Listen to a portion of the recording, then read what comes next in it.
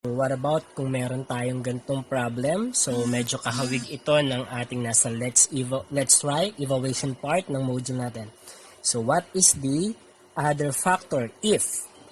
So, number 1, negative 11c squared is a factor of 33b cubed c to the 4th. So, pag sinabi nating factor, ibig sabihin, those are the numbers na imumultiply natin. So, multiplicand, multiplier. So, yung mga yan ay factor. So, first factor, second factor. So, dito, what is the other factor daw if negative 11c is a factor? So, ibig sabihin yung isang factor ay negative 11c squared. Yung isa, hahanapin natin yung isang factor.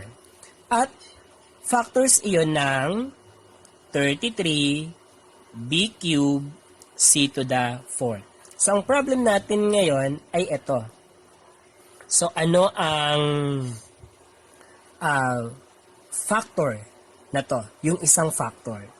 So, kung titignan natin, so, para makuha natin yan, ito, kailangan nating i-divide by negative 11c squared. Ito naman, negative 11c squared. So, divide both side of the equation by negative 11c squared. Ito, pag dinivide natin to, since negative 11c squared minus negative 11c squared, magiging equal to 1 yan. So, ang matitira na lang dito ay yung other factor. So, yan. So, ito yan. So, lagay ko dito, other factor. So, is equal to, kapag inoperate natin to, yun yung magiging sagot. So, anong operations ang involved? So, this is division of monomial. So, ngayon, ang tatalakayin natin ay division of monomials.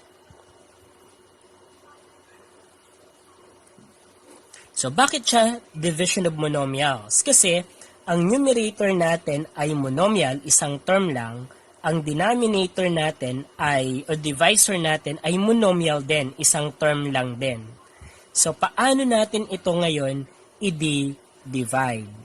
Okay, so dito, gagamitin lang din natin ang division of integers. So, una syempre, ang i-operate natin, numerical coefficient. So, 33 divided by negative 11. So, So, 33 divided by 11. Ilang 11 meron sa 33? So, that is 3. Since ang isa ay negative, ang isa ay positive, unlike sign, magkaiba ang sign niya. So, ang magiging quotient niya ay negative. So, dito meron na tayong negative 3.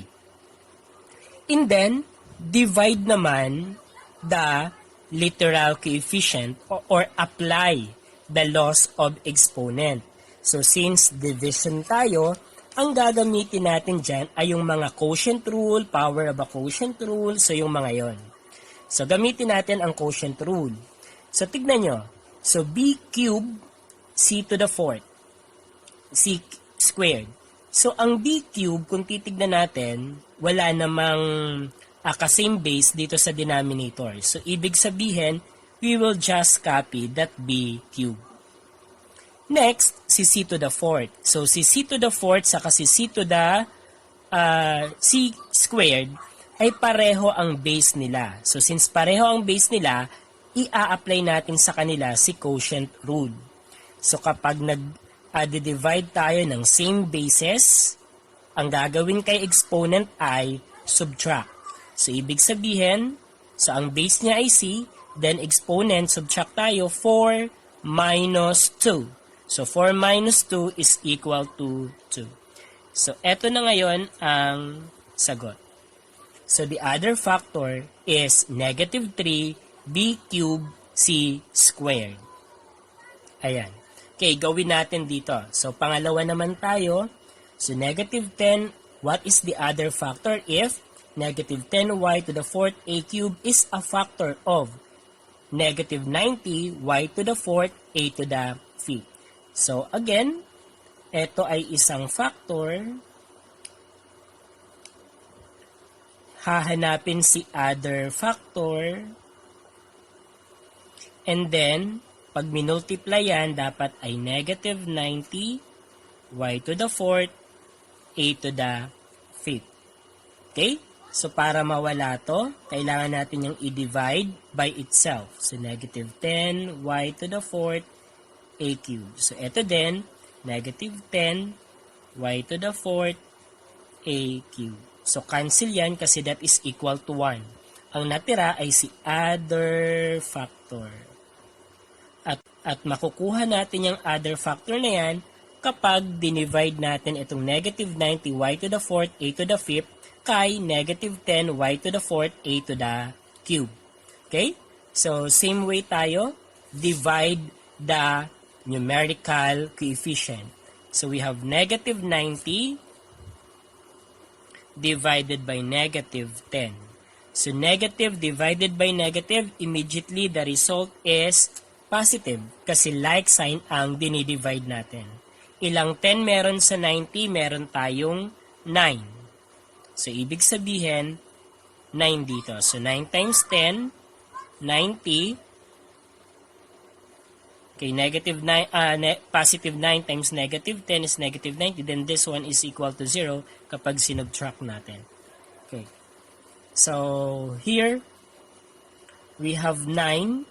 And then y to the 4th divided by y to the 4th. So, kung titignan natin, so y to the 4th divided by y to the 4th, so magiging siyang 4 minus 4. Magiging siyang y raised to 0. And y raised to 0, or we will follow there the 0 exponent. Kapag ang exponent ay 0, ibig sabihin that is equal to 1. So, magiging 1 na siya. So, times 1. Ayan. Okay, next. A to the 5th divided by a cubed. So, quotient rule. Same base siya. Copy the base. Subtract the exponent. So, 5 minus 3, we have 2. So, here we have a squared. Then the final answer, 9 times 1 times a squared, that is 9a squared. So, ibig sabihin, yung factor na nandito ay 9a squared. Pag minultiply ito dito, ang magiging result ay itong negative 90 y to the 4th, a to the 5th. Okay, so next tayo. Kay number 3. Okay, kay number 3 naman, so, what is the other factor if? So, 26 BC squared, kita pa naman, is a factor of 208 B squared C to the 4th. So, eto yung other factor. Okay? So, divide by 26B squared. So, eto din, divide then by 26 BC squared. So, cancel. Matitira dito ay si other factor na hinahanap natin. And then, divide the dividend by the divisor. So, 208 tayo. Numerical coefficient muna. So, 208 divide by 26. So, ilang 26 kaya meron sa 208? Okay? So, kung 25 sa 200, meron tayong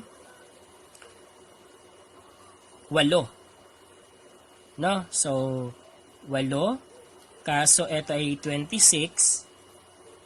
At ito ay 208. So, try natin ang, so 8 or 9 yata yan. So, tignan natin ang 8. So, 8 times 6. So, 8 times 6, we have 48. Okay, so 48. Then, 8 times 2, 16. Plus 4, 20.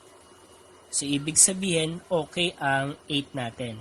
And then, both are positive, kaya ang quotient natin ay positive. So we have 8 here.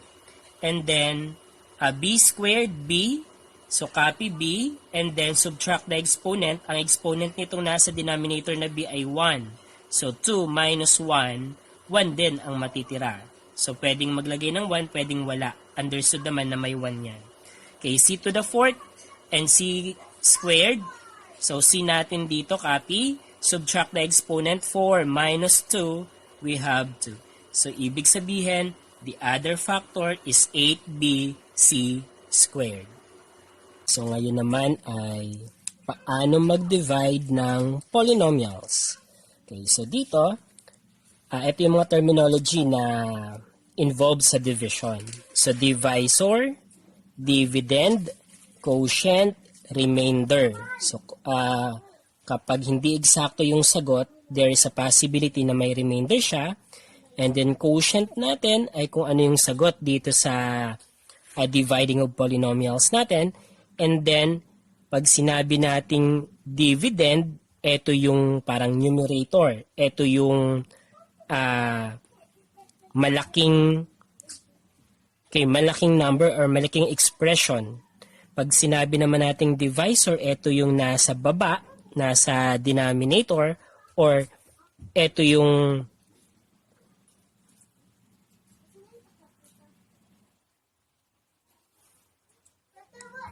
okay, so ito yung denominator natin. So paano ba natin ito gagawin? Paano ba i-divide itong polynomials na to? So try natin ito. So dividend, ibig sabihin ito yung nandito. 18x cubed plus 12x squared minus 102x minus 62. Okay. So yan ang dividend. Yan yung nandun sa loob ng ng symbol ng division natin.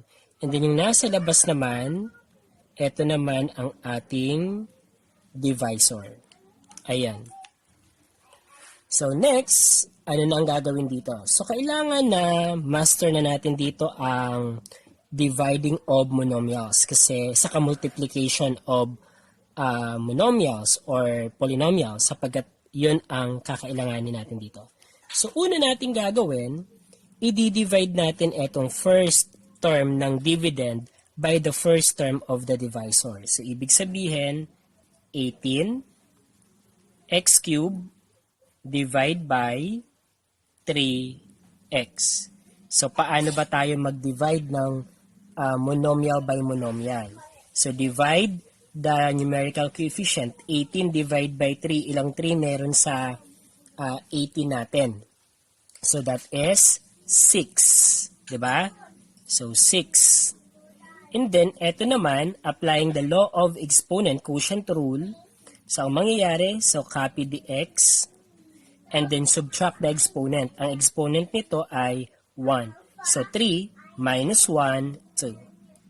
So, ibig sabihin, pag dinivide natin ang 18x cubed by 3x, ang magiging sagot ay 6x squared. Ayan. Okay, next ay itong 6x cube na naging result ng monomial by monomial natin, dividing monomial by monomial, imumultiply natin dito sa divisor natin. So, what will be the result? So, magiging siyang 6x squared times the binomial na 3x plus 5.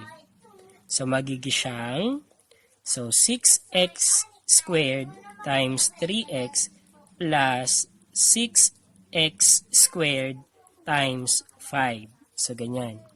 6 times 3, 18. Then, x squared times x cubed.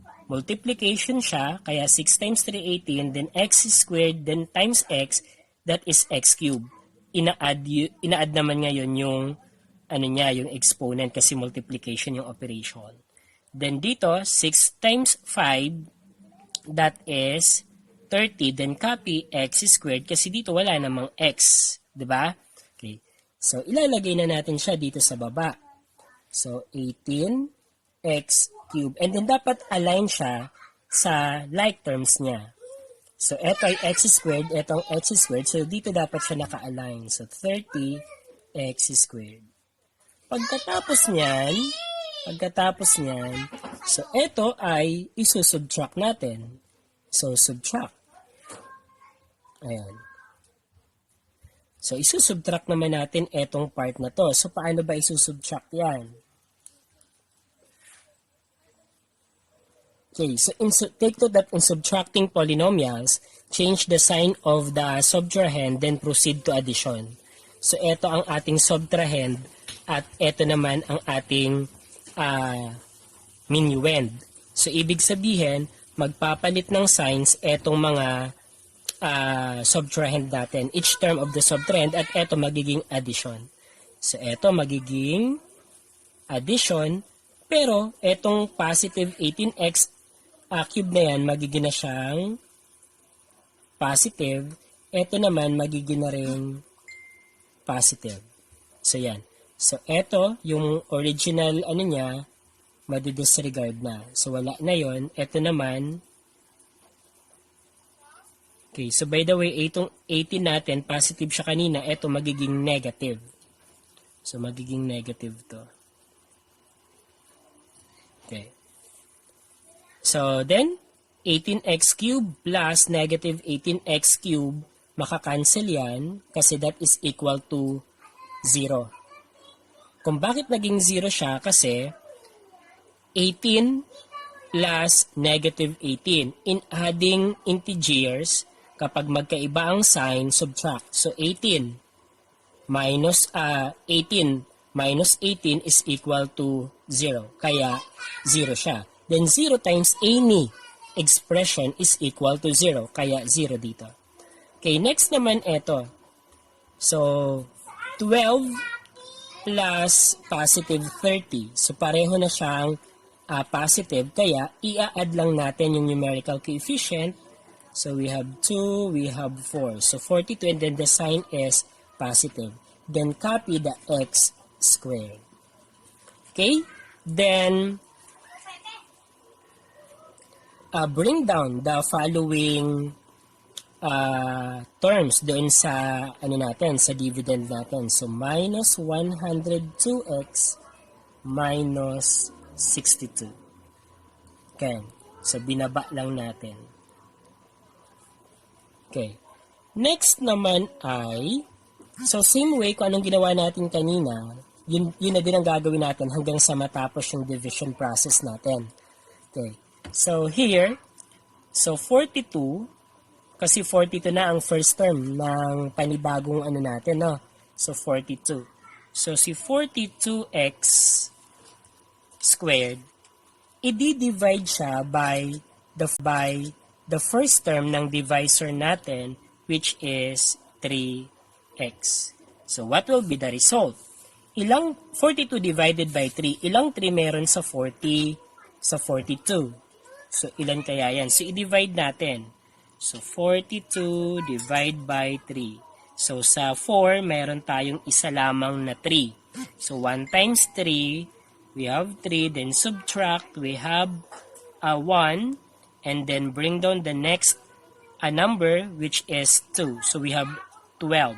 12 divide by 3, that is 4. 4 times 3, that is 12.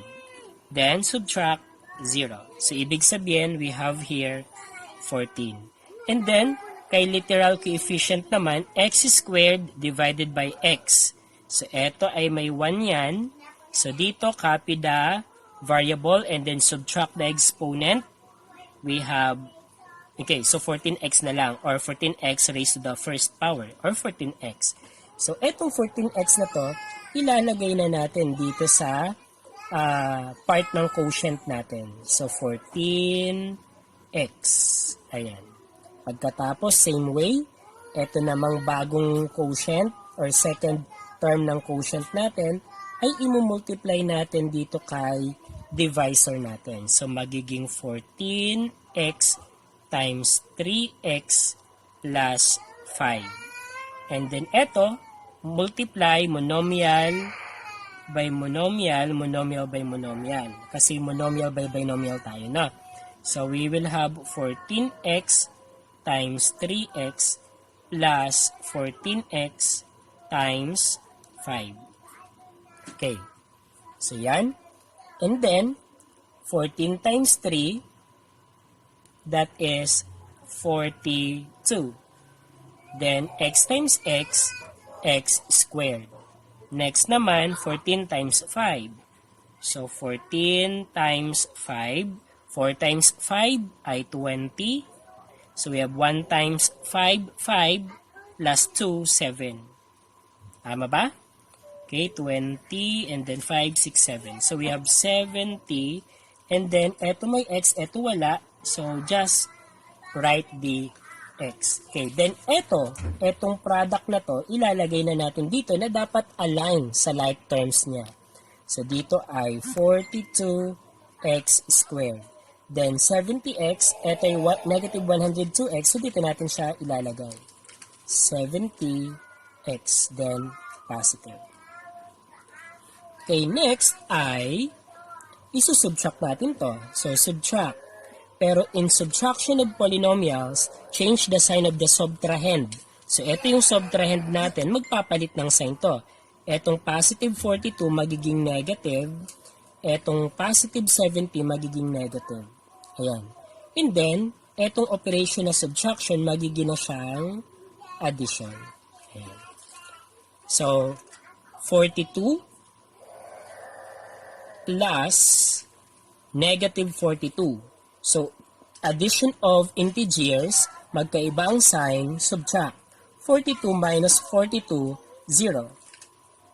So, since 0 yan, 0 times any number, kasi ito, pag nilagay natin yung x squared, 0x squared, or 0 times x squared, that is equal to 0. Kaya 0 na yan, so na-cancel na yan. Dito naman tayo. Okay, 102x plus negative 70x. So, eto na yung ma-honor na. So, plus and then negative. Okay. So, kung titignan natin, we are adding same sign. So, negative, negative. So, since parehong negative yan, immediately, the sum of those ay negative. And then, 102 plus 70. So, 102 plus 70 is 172. And then, just copy the literal coefficient. Okay, so yan, nakuha na natin ang difference nung dalawa. Next, bring down the next. We have 62. Okay. Then, gawin ulit kung ano yung prosesong ginawa natin kanina. Okay. So, dito, we have negative 172x. Divide by the first term of the divisor na 3x. Okay, ano kaya ang magiging result? Okay, so ito ay dividing of signed numbers. Ito naman, applying the law of exponent. Okay, so 172 divide by 3. So, sa 1 divide by 3, 0. Okay, sama natin yung 7. So, 17 divide by 3. Ilan kaya yon? So, we have 5. Okay, 5. Okay, so medyo naputol pala tayo kanina, no? So, nandito na tayo. Naputol siya dito sa part na to. So, eto, dinidivide ko yung 172 by 3. Pero ang nangyari ay hindi siya divisible by 3. So, may parang ano siya, parang repeated decimal etong part to. So since hindi siya eksakto, so we will just write it as this. So negative 172 over 3. And then yung 172 over 3 na to ay eto na. So negative 172 over 3. And then, etong 172 over 3 na to ay imumultiply sa ating divisor. So, eto na siya. So, negative 172 over 3 times the divisor which is 3x plus 5. So, eto na. Then, distribute. So, we will have negative 172 over 3 times 3x. Then, plus negative 172 over 3 ulit times 5. since fraction ito, so itong parang whole number, gagawin natin fraction part din. So, lalagyan natin ng 1 na denominator yung whole number kasi same lang yung value niya. Okay, so dito, numerator times numerator, denominator times denominator tayo. So, negative 172 times 3 times x, that is 172, 3 din x. Hindi ko muna siya minultiply kasi maka-cancel out siya. So, 3 times 1 naman ay 3. So, dito mapapansin nyo, eto factor, eto factor, eto factor. So, ito ay factor din. So, maka-cancel out siya. So, we will have negative 172x ang natira dito sa part na to. Okay, next, eto naman. Negative 172 times 5, that is negative 860. Then 3 times 1, 3. So, we have this one. And then, etong part na to ay isusulat na dito. At eto na isulat ko na, negative 172x minus 860 over 3. Ayan. Okay, so dito, since nailagay ko na dito yung product ng negative 172 over 3 by the divisor, so we now have this. So, we will now subtract this one sa ano natin. So, change the sign of the subtrahend. So, negative, naging positive, negative, naging positive. Operation na subtraction, magiging addition. Okay, and then, eto maka-cancel out kasi that is equal to 0. While this one, eto ang medyo problema natin. Kailangan natin siyang i-solve. So, eto na iyon. Okay, so negative 62 plus, okay, so plus 860 over 3 siya. Okay, so dito, whole number to, anong tawag nito? Fraction. So, ang gagawin natin dito, gagawin natin siyang similar fraction muna. Etong negative 162, may denominator yan na 1. So, ayan, 1. And then, pag tinignan natin, 1 and 3 ang denominator nila. So, kapag 1 and 3, ang magiging LCD natin or least common denominator natin ay 3. So, kaya dito mapapansin nyo, 3 and 3. So, ngayon, since 3 na din naman ang denominator nito, we will just copy that. Pero eto ay may gagawin tayo. I-rename natin to para maging similar fraction sila. So, dapat ay 3 din ang denominator. So, anong gagawin kay 1 para maging 3 ito? Anong imumultiply kay 1? So, di ba, we will multiply it by 3. So, eto na siya. Kung ito i-multiply natin kay 3, yung 62 din, i-multiply din natin kay 3. So, 62 times 3. So, 2 times 3, 6. Then, 6 times 3, we have 18. So, dito, 186 tayo. And then, ang sign natin ay negative. Okay. So, yan. So, negative yan. Okay. Next.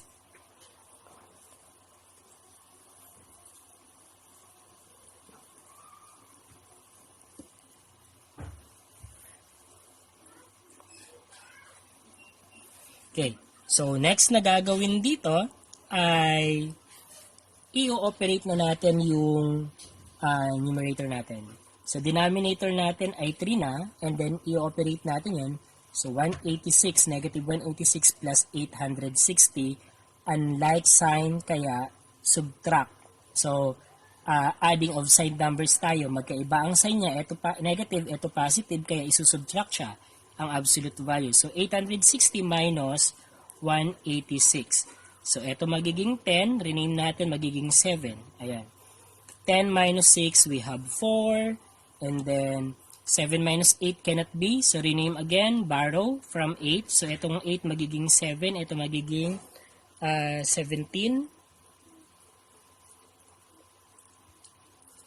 Okay. So, 17 minus 8, that is equal to, okay, 7, 8, 9. Okay, so 9. And then, eto, we have 6. So, dito ilalagay na natin ang 694. And then, ano ba ang sign? Sa dalawa, ang may mataas na absolute value ay ang 860. So, therefore, ang sign ay positive. So, dito, plus 694 over 3 tayo. Okay. So, ito,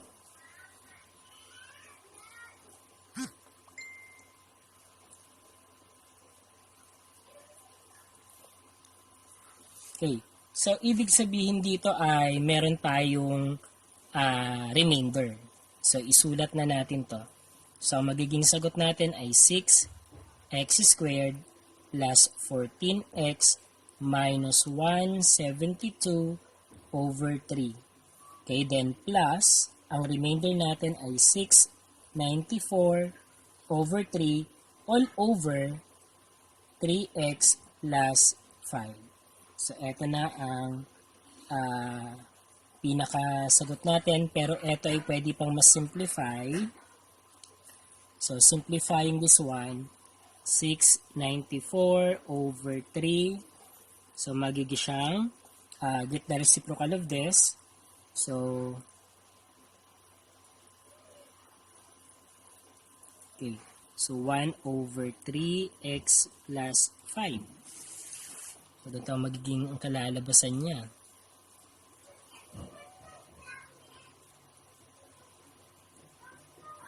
Okay. And then, magiging siyang 694 all over. So, ito 3 times 3x plus 5. So, magiging 9x plus 15. Okay. So, pwede nating isulat din ang final answer na 6x squared plus 14x minus 172 over 3, then plus 694 over 9x plus 15. So, yan ay sagot din. Ayan. So, may remainder tayo na 694 over 9x plus 15. May quotient naman tayo na 6x. Okay, 6x squared plus 14x minus 172 over 3 plus 694 over 9x plus 15. Okay, ayan. So, sana ay nakuha. Ang tagal, no? Mahirap. Okay, so ngayon ay mag-try tayo ng another example kasi kanina ay medyo komplikado yung na-deal natin, no? So, eto. Divide 10x squared minus 14x plus 2 by 5x minus 7. So, kapag ganito, ibig sabihin, eto ang nasa loob natin. So, 10x squared minus 14x plus 2. So, i-divide siya by 5x minus 7. So, sa madaling salita, etong una, this is the dividend. And, eto naman ang ating divisor. Pag dinivide natin yan, yung magiging sagot natin ay magiging quotient. Ayan. So, try natin ito. Okay, so unang gagawin natin, i-divide natin ang first term ng dividend by the first term of the divisor. So try natin dito sa side na to. So we have 10x squared divide by 5x. Okay, ano kaya magiging result? So 10 divide by 5, that is equal to 2. Okay, then x squared divide by x. So in dividing in quotient, rule of, law of exponent tayo, quotient rule. So, eto, same base siya. So, division tayo. Ang gagawin dyan, copy the base, and then, subtract their exponent. So, ang exponent nitong nasa denominator natin ay 1. So, 2 minus 1 is equal to 1. So, ibig sabihin, ang 2x squared divided by 5x is equal to 2x. So, yung 2x, ilalagay na natin dito. Next, etong 2x na quotient natin ay imumultiply kay divisor. So, we will have 2x times 5x minus 7. Ayan. So, multiply si 2x kay 5x. So, we have 2x times 5x. And then, okay, minus si 2x, imumultiply din kay 7. So, minus ito, then we will have 2x times 7. Okay. So, take note, ito si operation. So, sinet ko siya as operation, so hindi siya magiging sign ng 7. So, yung 7 natin ay positive. Parang ganyan. Ano po? And then, in-enclose ko siya kay parenthesis kasi kay subtraction ay hindi pwedeng ma-interchange si minuend kay subtrahend. We need to be careful. Okay. So, next, dito, i-multiply na natin monomial by monomial, monomial by monomial. So, 2x and 5x, 2 times 5, 10, x times x, x squared. So, law of exponent tayo, product rule. So, x times x, x squared. So, copy the base, add the exponent. So, 1, 1, we have 2. Okay, next dito naman, minus. So, 2 times 7, 14. And then, x, eto walang x, just copy the x. So, ibig sabihin, ang product ng 2x kay divisor na 7x minus 7, 5x minus 7 ay 10x squared minus 14x. Okay, so dito, ang mangyayari ay, okay, isusubtract natin to. So, subtract yan. But in subtracting, so change the sign of the subtrahend, then proceed to addition. So, ibig sabihin, kung ito yung subtrahend natin, yung nasa baba, yung isusubtract natin. So, positive to, mag-change ng sign, so magiging negative. Ito naman, negative, magiging positive. Yan. And then, yung operation na subtraction, magiging siyang addition. So, ang i-honor natin ay yung mga nilagay natin ng parentheses. Okay. So, 10x squared plus negative 10x squared. So, in adding signed numbers, kapag magkaiba ang sign, so ito positive, ito negative, subtract. So, 10 minus 10, 0. So, 0 tayo dito. Okay, so dito din, negative 14x plus positive 14x. So, unlike sign din, subtract. Pag sinubtract natin, 14 minus 14, 0 din. Okay. So, in this case, 0 divided by 5x minus 7 is equal to 0. So, lagay natin dito yung 0. So, plus 0 siya. Then, 0 times 5x minus 7, that is equal to 0. Ayan. And then, okay, eto may plus 2. Okay, so dito ay, pag sinubtract na natin, eto ay magiging 0. And then, bring down the positive 2 na tayo.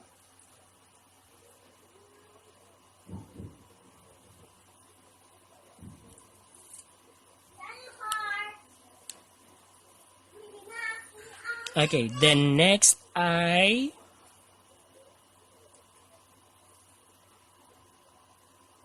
okay, so ibig sabihin magiging remainder ang 2 natin.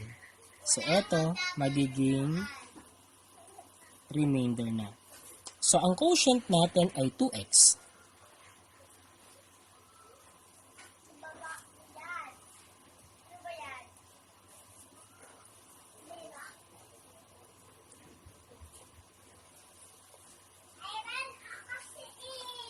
So, 2x, and then, pero may remainder tayo, so plus 2 over 5x minus 7.